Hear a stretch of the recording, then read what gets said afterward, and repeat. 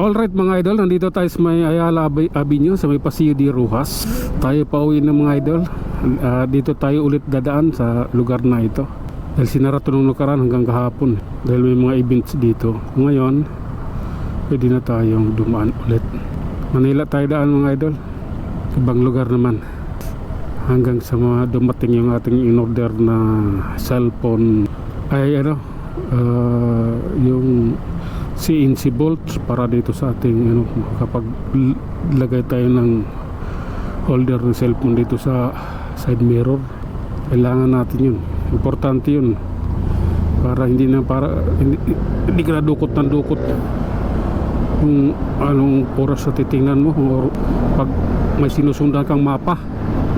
Importante kasi yung mga idol sa yung cellphone holder sa pag gumagamit ka ng Wismap para makikita mo yung dinadaanan.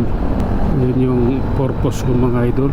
Kaya hinihintay ko yung bolts na yun. Bukas pa raw yun, i-deliver. Ano na ako, tawag itong nagmamaandali na talaga ako kasi kailangan ko ng may panibagong achievements pa para sa ating buhay. Hintay lang na tayo mga idol sa stoplight. Yan yung ating pangkabuhayan showcase. Kaya pag nilabag mo yan, wala ka na pong kabuhayan showcase. Okay, tuloy na tayo mga idol. Hop, kaya ka-green dito, sana abutin. Okay, nabot. Okay yan, maganda yan. Hindi tayo makapagpatakbo ng mabilis dahil paliko Saka may mga butas kasi dito sa tagilid ng kalsada rito. Ang pangit ng dating.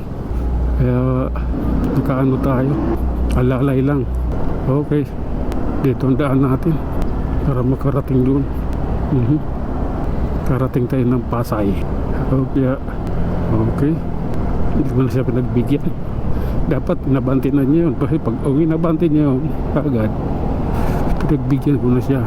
Wala, dadalaw isip niya na ako na yung mabanti. Okay, this is my time. Okay, dahan lang at may mga kalaban tayo.